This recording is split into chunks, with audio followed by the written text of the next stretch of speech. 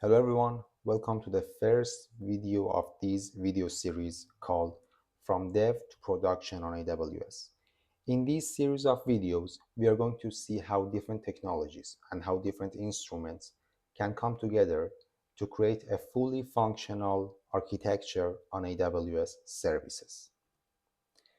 The main focus of our videos is going to be the deployment rather than the development. For sure, there are many great resources out there that can help on improving the backend design, choosing the right database, or implementing stronger authentication.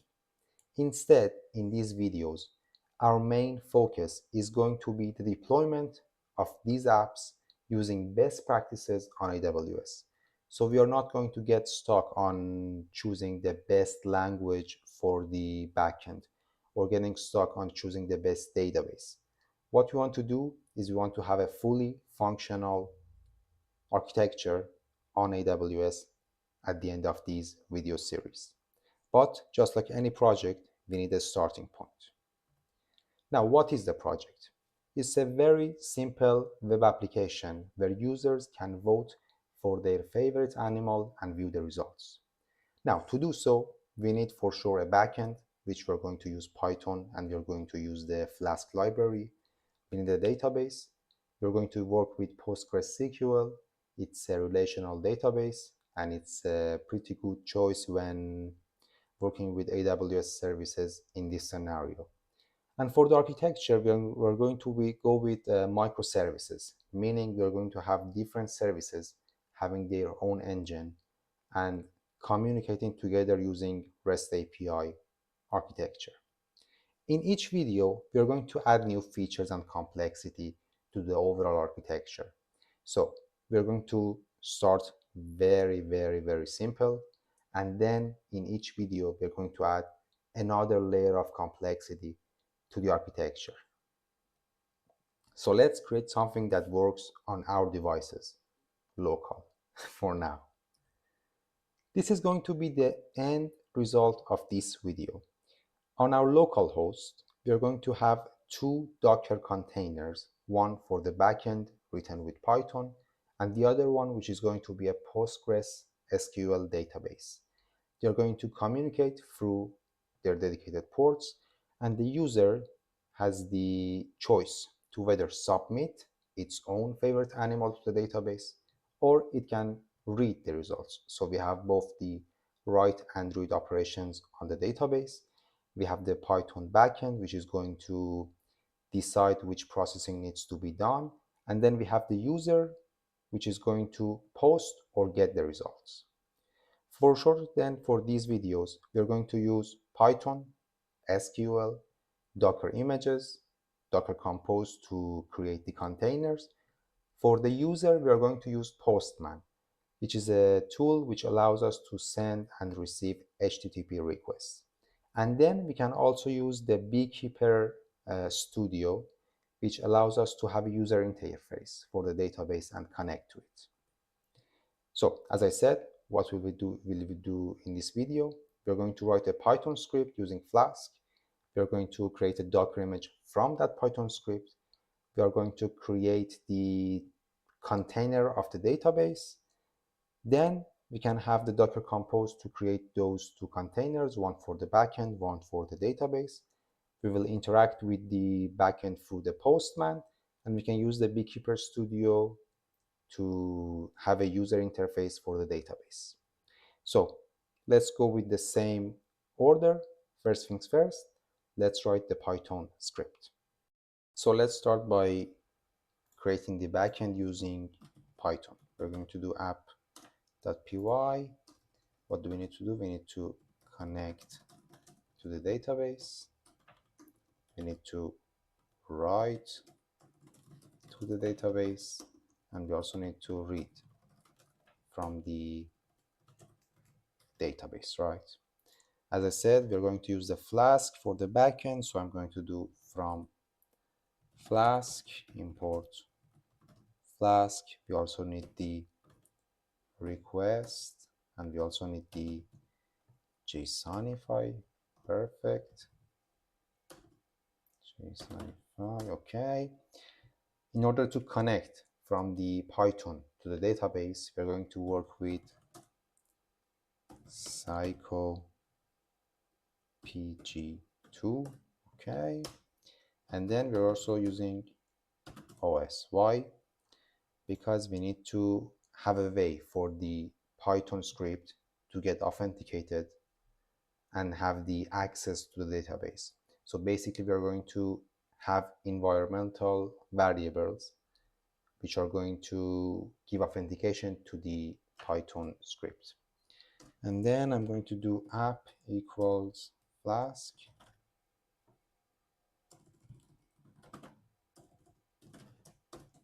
underscore underscore name underscore underscore. Perfect. Now to connect to the database, I'm going to do def get underline db connection. It doesn't have any inputs. And then I'm going to define the object, which is going to be received from the database. Psycho pg2, sorry, that's connect. And then we're going to here pass the environmental variables. What do we need? We need host, we need database, which is going to be the name of the table. We need user, and we also need the password. Perfect. Now we're going to use the OS that we imported .get env. Then we need to declare first the name of the environment variable, which is going to be db underscore host, and then the value is going to be localhost, right? Okay. Then for the database, I'm going to just copy this from here. It's going to be the name of the table, which is, let's call it votes. And then the username is going to be db user, which is going to be, let's put something easy like Postgres. And then here we're going to do db underscore password. Again, let's do it Postgres, like admin. Right, perfect. So now we have the connection from the Python to the database, right? Perfect. We also have to return the object. So I'm going to return this con, which is going to be the object. Now, let's work with the Flask. So as I said, we're going to get either post or get, right? When we're working with the HTTP request, the method could either be post, which is going to add data to the database, or it's going to be get, it's going to read from the database. Now for the write, we can do @app.route. On which route? I'm going to go with this route. So on the /vote route, if the method is equal to post, now what's going to happen? We're going to define the process. Def vote, no inputs. And that's, now that we've done it here, let's add this also here, but rather we're going to get from which route? From the results, right? Results. So on the vote route, if we have a post, we're going to do this process. On the results route, if we have get, we're going to have the other process that, let's call it def results. Now, what's going to happen? Well, we have here, okay, we have received an HTTP request with the post. So first we have to do what? We have to get the data from that HTTP request, right? We need to see what has happened inside the request. So I'm going to do data equals request.json. I'm going to get it in a JSON format. Then I'm going to extract the choice. So I'm going to data.get. I'm going to get the choice out of it. Now we have the choice, right? Now we know which is the favorite animal for that specific user. Next, we need to connect to the database. So I'm going to do connect or con, that is equal with here, but it doesn't really matter. We're going to get db underline connection. We're going to use this function. Okay, so we can connect using these authentications. Then we have to create a cursor. We have to use this con object that we received here. So what happens basically is that the Python script tries to connect to the database. In return, it gets an object. And then we have to use that object in order to write to the database. I'm going to create a cursor. We're going to do con.cursor, okay. And then we can execute the SQL command. So we are going to use the cursor. We can execute whatever we want. And then we're going to close the cursor and also close the connection. Now, as I said, this is not really the best thing to do, because for each HTTP request, we're opening a connection and closing it, right? But I think it's good for now, since we don't need to focus too much on here.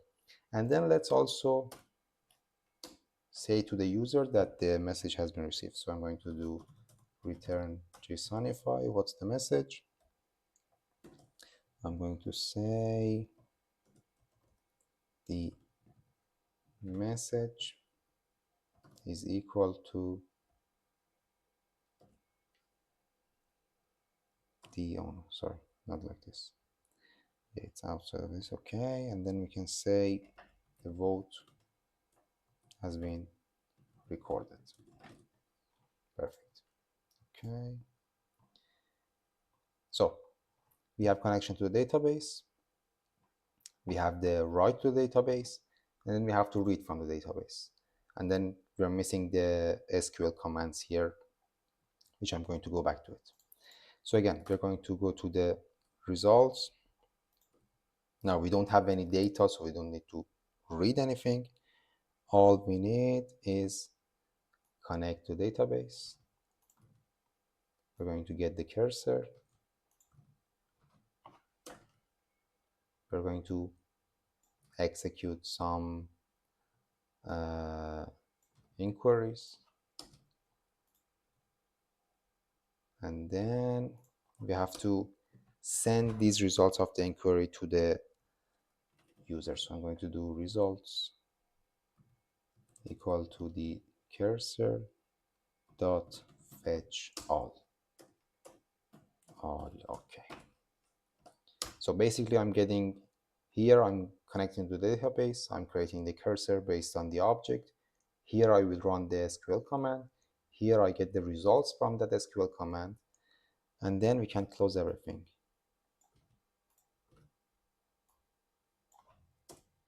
Okay. Now we can return this result here. Return the JSONify. Again, we have to set it as a JSON file. We have to do dict to make it into a dictionary, and then results.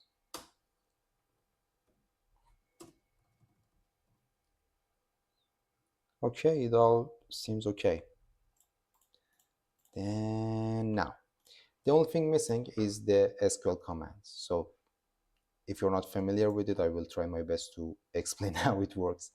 So here, what happened? We have the choice, right? We got the request, we got the data from it, from the JSON command here. We extracted the choice, now we have the choice here. We created the connection, and in this here, we have to add the SQL command. To do so, we are going to insert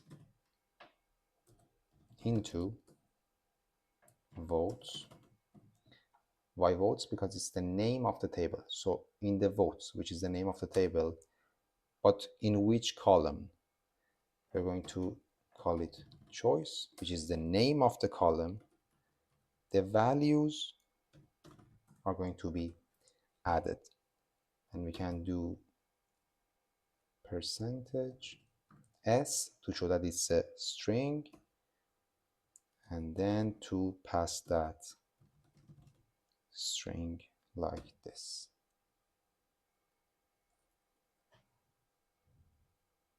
Now I have to put this here since it's outside of it. Yeah, perfect. Okay.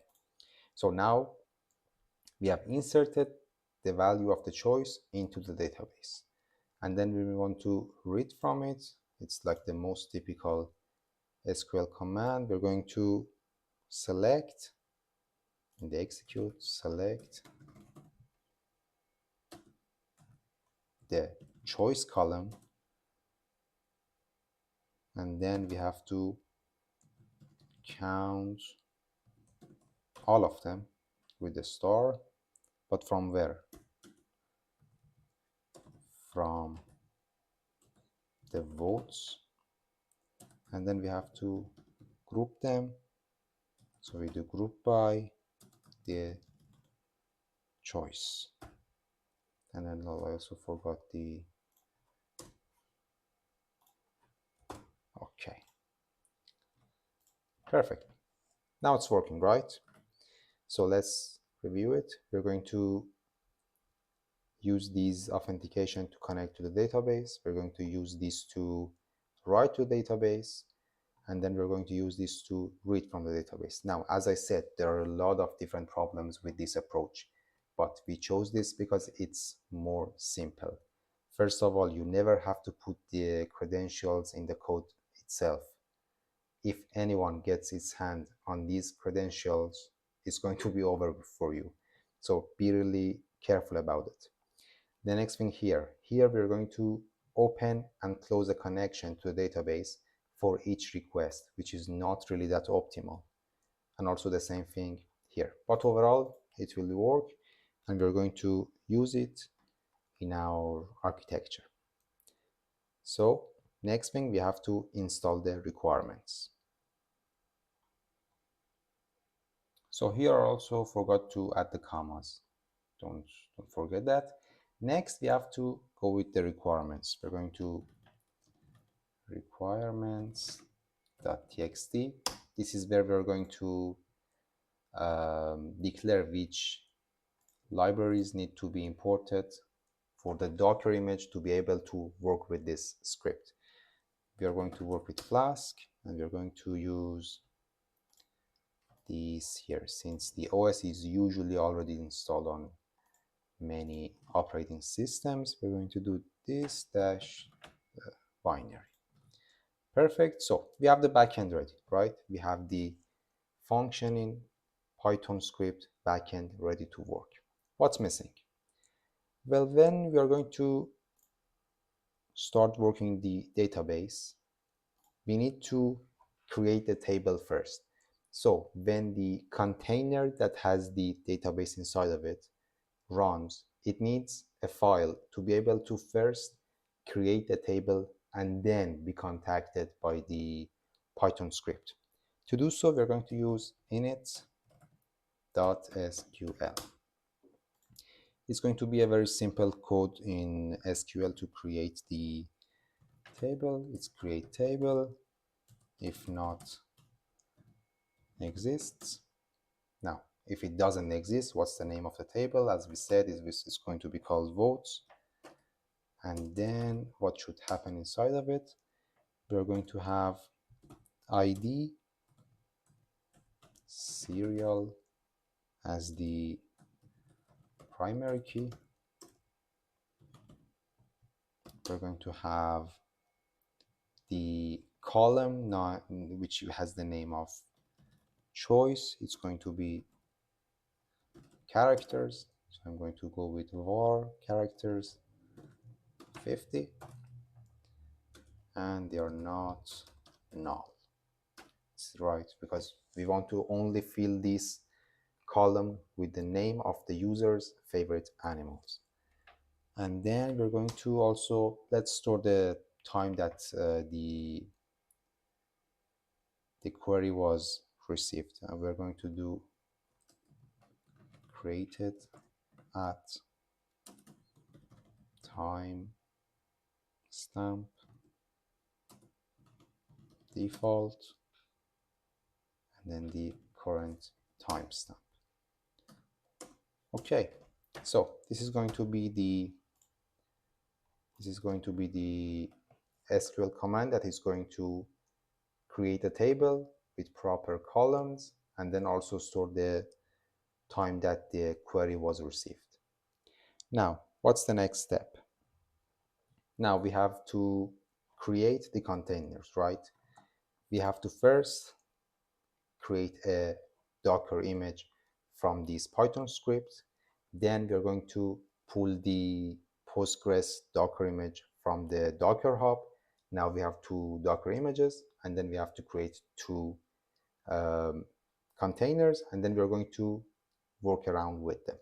So the coding part, it's done. This is the development phase that I mentioned, right?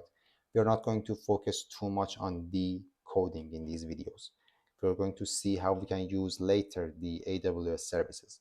But it was a good example to see how backend works, how the database operates, and how we can use Flask as a backend to do the processing based on the route, based on the method.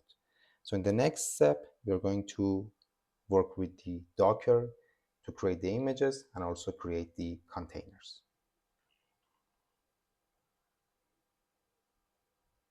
So for the next step, let's first create a Docker image from this Python backend script. To do so, we need a Docker file, which is very easy. If you've never worked with it, don't worry about it. We're going to learn with each other, right? So I'm going to first choose an operating system. I'm going to use the most simple one, the one that uses less storage. So I'm going to do it from Python with the latest version, and I'm going to use Alpine. Don't worry, I'm going to explain everything in just a couple of minutes. I'm going to create a work directory, so work dir. I'm going to call it app. Then I'm going to copy the requirements.txt to that place.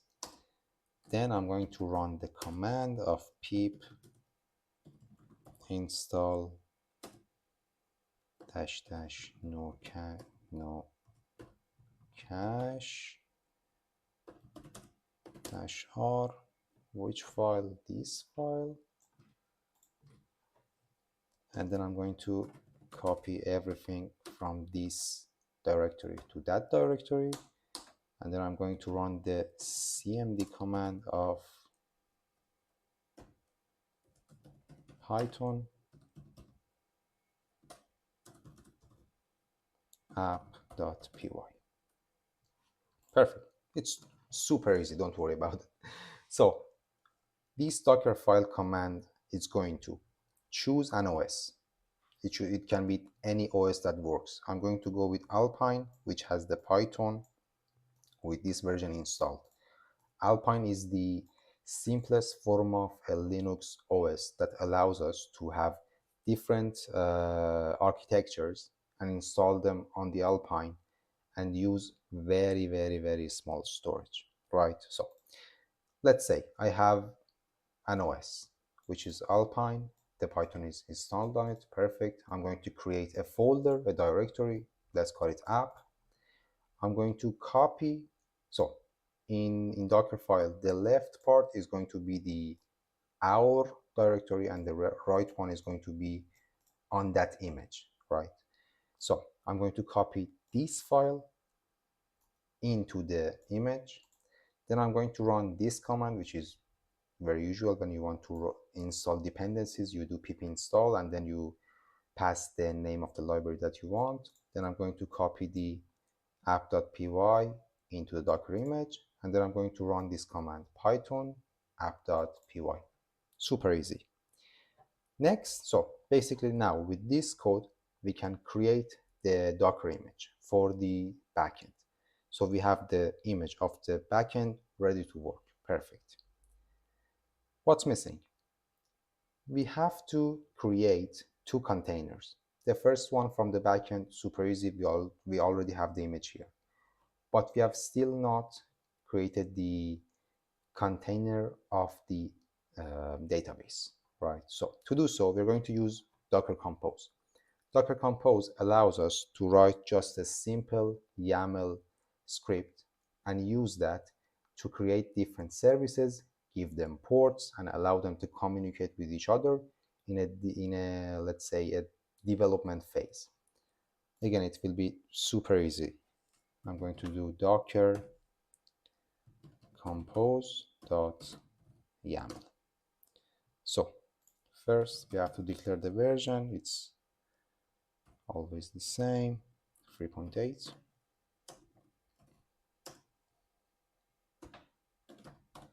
Okay, now we have some services, right? What are the services? We have a database, let's call it DB, and we also have a backend. Each one has its own specific port. If whether they need mounted storage or not, we'll work around them. So let's see. So we have two services, database and the backend. Let's start with the backend, right? Since we already saw how everything is working in the backend. What I'm going to do, I'm going to build the image because I haven't still. So I'm going to build the image from this directory, and then I have to pass the environment variables, right? I'm going to do environment equals what environments we had. We had this db host, db name, db user, db password. So I'm going to get this from here and I'm going to paste them here.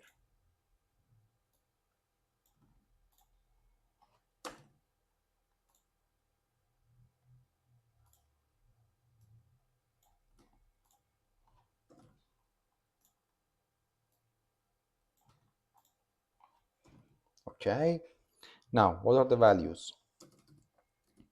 db, the name of the service. What's the name of the table? We had called it votes. The username and password was Postgres. Right here, and let's do it here. Now, what's missing? It's the port.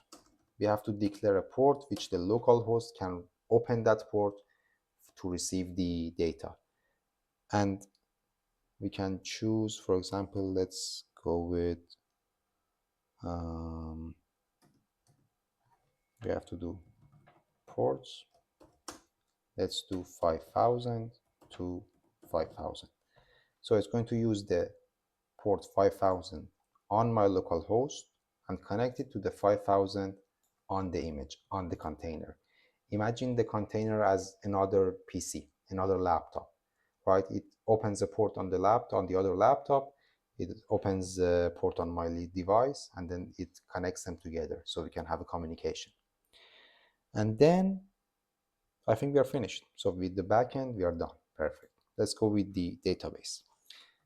First, we need to, since we are not building the image, we have to get the image, right? We have to pull the image from the Docker Hub. We're going to get the latest version, which is Postgres version 15.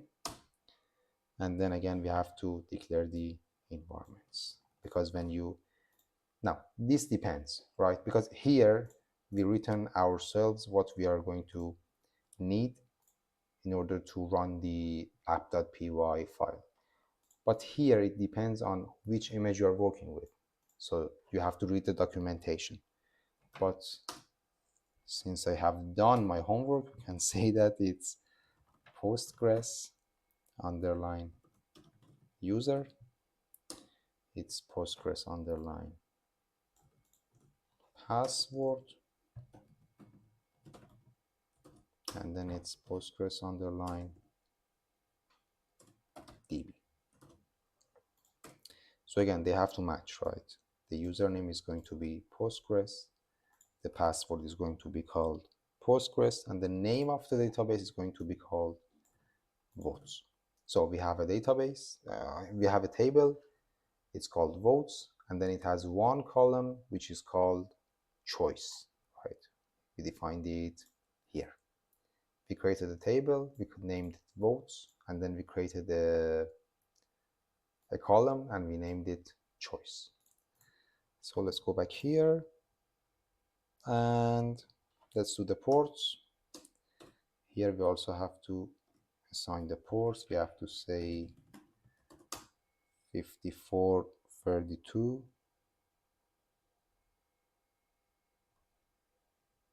5432 to 5432. Now here I'm making a mistake, right? Because of the notation. So we have to do it like this. Now it's perfect. Okay, also here.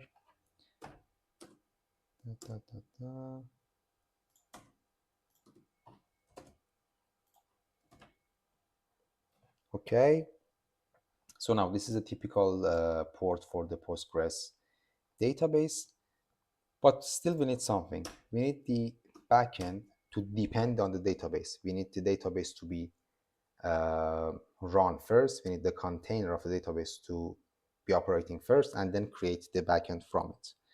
So we're going to do depends on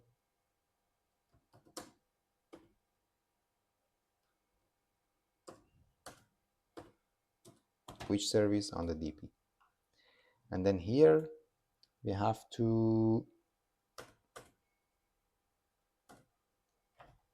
no, it seems okay. Now, here I want to open a topic which is not really related to our project, but it's the problem of stateful versus the stateless. So what does it mean? It means that when we have a container, let's say we have another laptop. Always when I say container, imagine another laptop. Let's say we have bought a laptop, we've put it in the basement, it's always on and it's always working, it has connection to the internet. The thing is, if the laptop gets on fire, we lose all of the data, right? And that's basically the main issue with the stateless approach. When we have a database on a container, it's basically stateless, because keeping a container running all the time is challenging. The main purpose of having microservices is having containers, having laptops. Imagine like owning a shop and you have 1,000 laptops, right? If one of them fails, you can use the other one. And they don't rely on the same storage, because it's all the same code, the same process, not the same storage.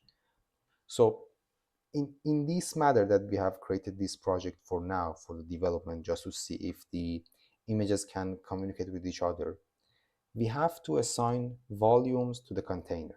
So let's say like we have a hard disk that is given to the container, and then when we want, we can take that disk and put it on another container.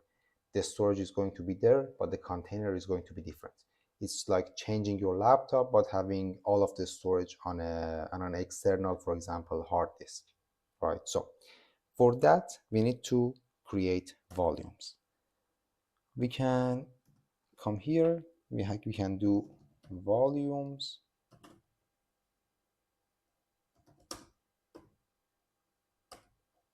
and then we can create the data volume called db data. Now we have to assign this volume to the database, right? Because the database has to read from that storage. It's like adding the hard disk to your new laptop, but not having any way to find the data for the local operating system. So I'm going to go with on the, so as I said, the left on our device, the right on the image. We're going to go to the var lib. We're going to PostgreSQL and data. And then now, so again, with the backend, we are finished. With the database, we had this command here. When are we going to use it? What we can do is that we can pass it to the image, to the container of the database, so it can run this command whenever it's going to run. So let's say we have another laptop, but we somehow have managed to have 1000 laptops, and whenever we turn on any of them, it runs this command, it creates a table, then it's connected to the shared storage, and then it's working as a database.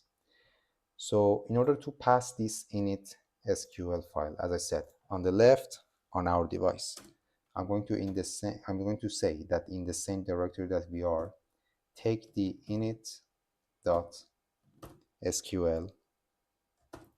and then move it to where? Here, docker entry point init db.d init.sql. So basically we are removing the other one and adding our own. And that's it. We are ready. We can also, to create the volume, since it's like a service for us, here, let me come here, we can say volumes. What's the volumes? What's the name of the volume? It's db underline data.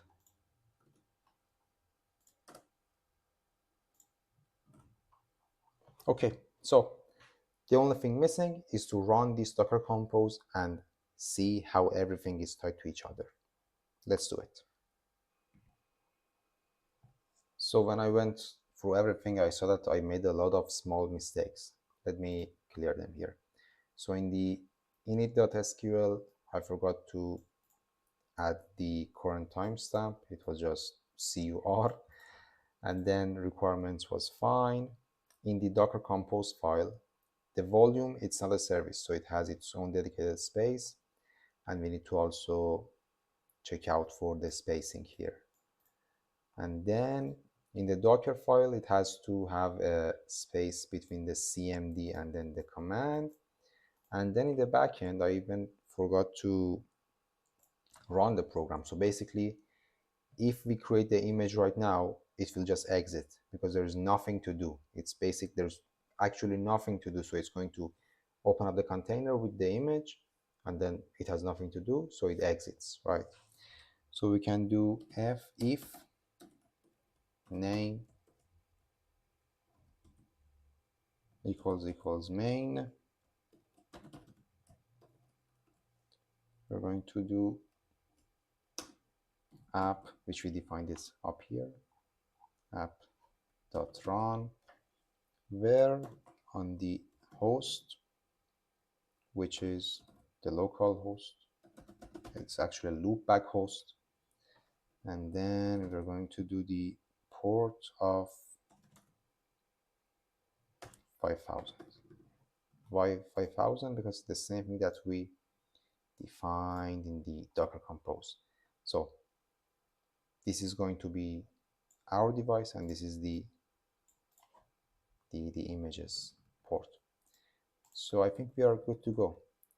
We have the Docker engine running, no images, no volumes, no containers, and then we can do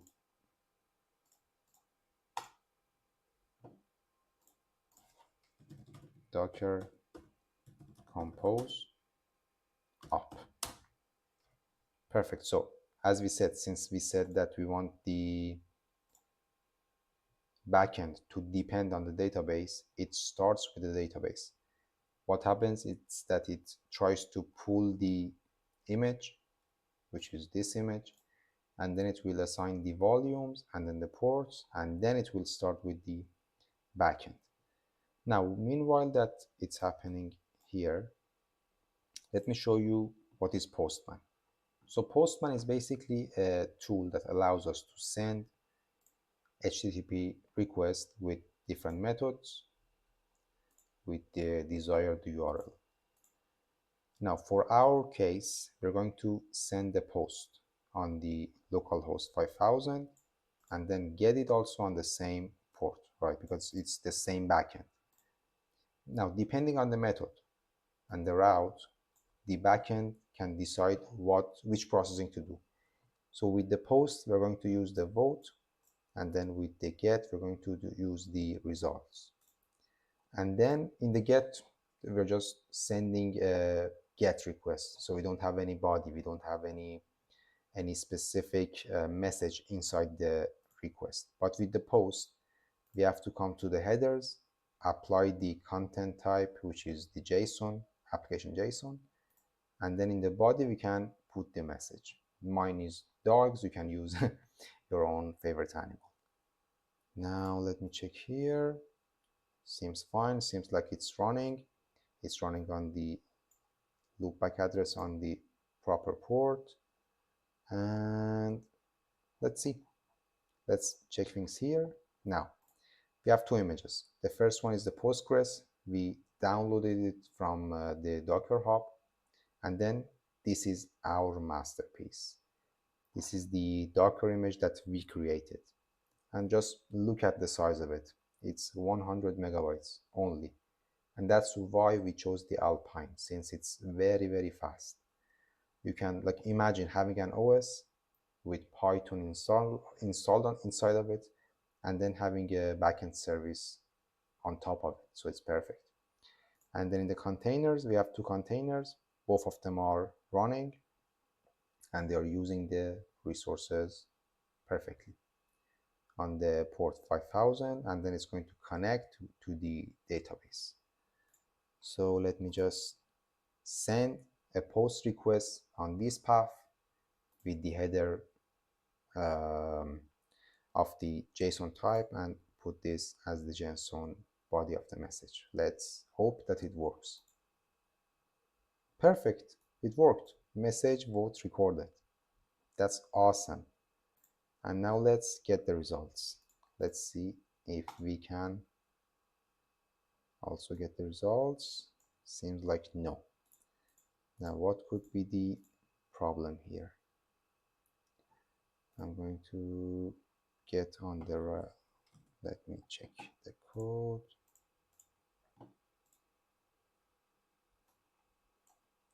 Results, get, select choice. Now give me a couple of minutes and I will be back very soon. So after a couple of minutes, I finally found the problem. We had to do also commit. So basically the commit will make the data permanent on the database. So here we declare the SQL query, and then we commit that query inside the database. So again, I cleared all of the images, containers, and volumes, and all I have to do is let's do it like this, Docker compose up. So previously we could send the data, so it would reach to the backend, we would get the response like this. Let me show you here. So we would send the request, we would get the response, but like it did the function. It worked with the function, but it never committed those values. So that was why we didn't receive anything in the get.